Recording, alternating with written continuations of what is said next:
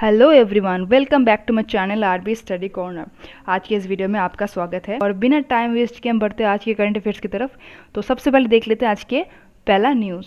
आज का पहला न्यूज़ है, Himachal Pradesh has climbed to the third spot in the anaemia Mukt Bharat index 2022-2021 national ranking with a score of 57.1.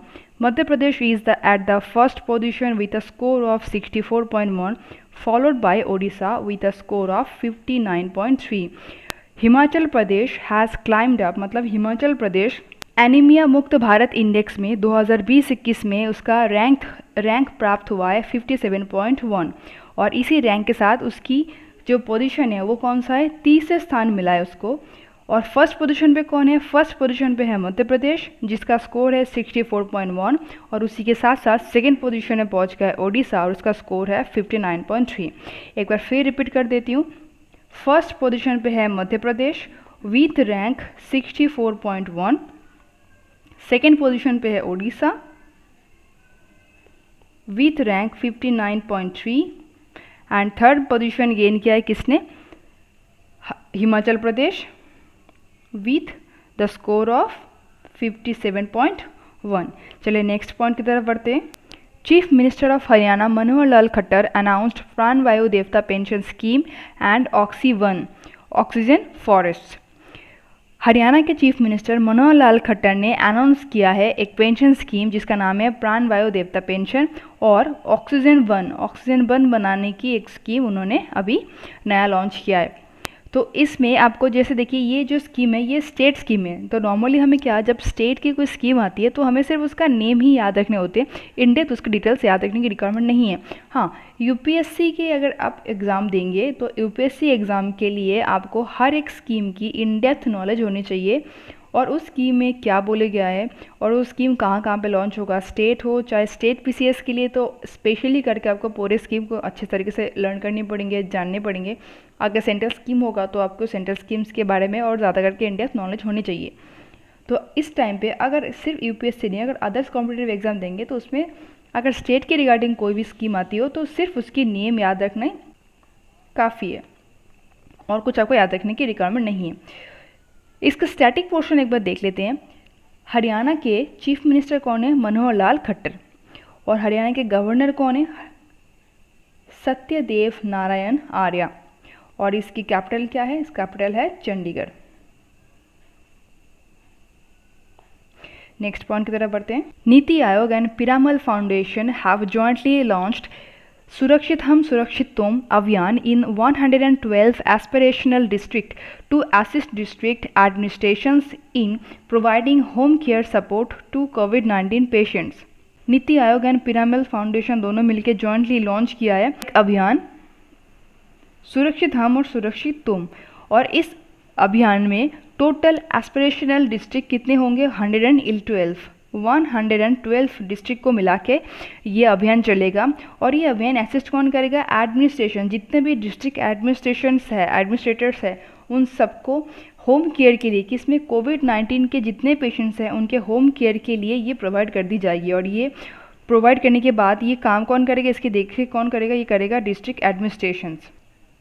Riya Chakravarti has bagged the number 1 spot on Times Most Desirable Women 2020 list। रिया चक्रवर्ती ने times most desirable women 2020 के list में number 1 rank हासिल किया है, number 1 post हासिल किया है। Miss universe 2020 third runner up Adline Castelino bagged the second post in the list। Actress Disha Patani, Kiara Advani and Deepika Padukone were on the 3rd, 4th and 5th spot respectively। Miss universe 2020 में तीसरे पद किसने acquire किया है, तीसरे स्थान एक्वायर किया है एडलिन कैसलिनो ने, और उसी के साथ साथ थर्ड पोजीशन में कौन है, थर्ड पोजीशन में है दिशा पाटनी, फोर्थ पोजीशन मिला है कियारा आडवाणी को और फिफ्थ पोजीशन मिला है दीपिका पाडुकोन को। UN Secretary Council recommended Secretary General Antonio Guterres for a second 5-year term as Chief of the World Organization beginning January 1, 2022। UN secretary council ने सेक्रेटरी जनरल एंटोनियो गुटेरेस को next अगले 5 साल के लिए प्रमुख के तौर पे सिलेक्ट कर लिया गया है। और ये जो वर्ल्ड ऑर्गेनाइजेशन है ये स्टार्ट कब से होगा? ये स्टार्ट होगा 1 जनवरी 2022। बंधन bank has received RBI note to reappoint Chandrasekhar Ghosh as its MD and CEO for 3 years। RBI ने, रिजर्व बैंक ऑफ इंडिया ने बंधन बैंक की चंद्रशेखर घोष को MD एंड CEO के तौर पे अपॉइंट किया है अगले 3 साल के लिए। नेक्स्ट पॉइंट देखते हैं। In its global economic prospects report, World Bank has projected India's economy to grow at 8.3% in 2021 and 7.5% in 2022। World bank ने ग्लोबल इकोनॉमिक प्रॉस्पेक्ट रिपोर्ट के तहत इंडिया की इकोनॉमी की जो ग्रो है वो कितना अंकन किया है, उसमें आर्थिक संभावना रिपोर्ट के तौर पे कितना प्रतिशत उन्होंने अनुमान लगाया है। 2020-21 के लिए उन्होंने अनुमान लगाया है जो हमारी GDP ग्रोथ रहेगा, जो हमारी इकोनॉमी की ग्रोथ रहेगी वो रहेगी 8.3%। और 2020-22 के लिए उन्होंने कितना पॉइंट किया है? उन्होंने पॉइंट किया है 7.5%। Rating agency Crisil has lowered India's gross domestic product growth forecast to 9.5% for the current fiscal compared to 11% projected earlier। एक तो वर्ल्ड बैंक ने प्रोजेक्ट किया है और एक किया है क्रिसिल ने फोरकास्ट किया है 9.5% अपनी GDP ग्रोथ रहेगा। और ये कंपेयर किसके साथ किया है? फिस्कल ईयर के साथ कंपेयर किया है, जो कि पहले था 11% और अब उन्होंने प्रोजेक्ट किया है 9.5%। उन्होंने इसको घटा के बना दिया 9.5%। CRISIL was the first credit rating agency in India, introduced in 1988 by the ICICI and UTI jointly with share capital coming from SBI, LIC and United India Insurance Company। In April 2005, US-based credit rating agency S&P acquired the majority shares of the company। CRISIL Bharat का पहला credit rating agency है जो कि introduce हुआ था कि कौन से ईयर में? 1988 में। और किसके थ्रू हुआ था? ICICI एंड UTI के जॉइंट शेयर के साथ। और ये स्टार्ट कैसे किया था? SBI, LIC और यूनाइटेड इंडियन इंश्योरेंस कंपनी के अंदर जो भी कैपिटल निकलता है उसी के शेयर के साथ ये नया इंट्रोड्यूस किया गया था। यूनाइटेड नेशन ने भारत को इकोनॉमिक एंड सोशल काउंसिल में इलेक्ट किया है 2022 और 2024 के टर्म में। और ये उनके जो टोटल 6 मेन ऑर्गन्स थे उनमें से एक बना है इंडिया को। India was elected in the Asia Pacific state category along with Afghanistan, Kazakhstan and Oman. The 54 member ECOSOC is to advance the 3 dimensions of sustainable development: economic, social and environmental। Bharat को Asia Pacific state category में Afghanistan, Kazakhstan और Oman के category में elect किया गया है। और ये जो 54 मेंबर है इकोनॉमिक एंड सोशल काउंसिल के एडवांस के, वो टोटल 3 डायमेंशन कैटेगरी में काम करेगा। किसके लिए? सस्टेनेबल डेवलपमेंट के लिए। और ये 3 चीज़ क्या होगा? Economic, social and environment. इन तीनों के बेसिस पे ये काम करेगा। और टोटल इनके मेंबर कितने हैं? 54 members. Interpol has launched a new global database named iFamilia to identify missing person through family DNA and help the police solve cold cases in member countries. जितने मेंबर कंट्रीज़ है उनमें जो cold cases होते हैं, जो छुपे हुए cases होते हैं, उनमें DNA के तहत DNA की मदद से वो क्या करेंगे? जितने मिसिंग पीपल्स है उनको फाइंड करेंगे। और उसके लिए जो डेटाबेस उन्होंने लॉन्च किया है जो कि ग्लोबल बेस पे काम करेगा, वो कौन सा है?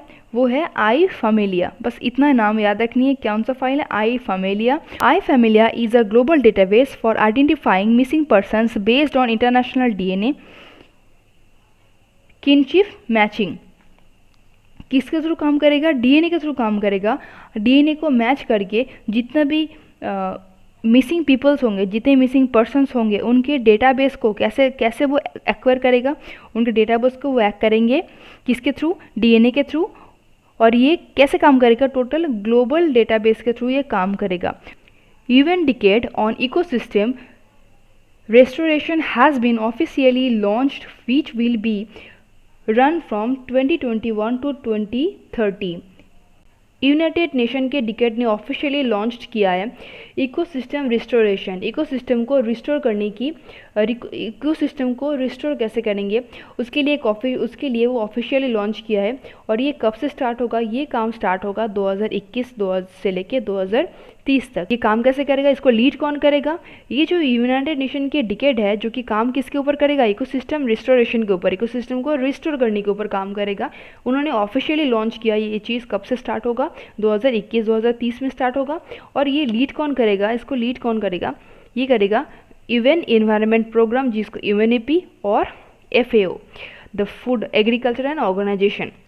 It was proclaimed by the United Nations General Assembly in 2019 resolution.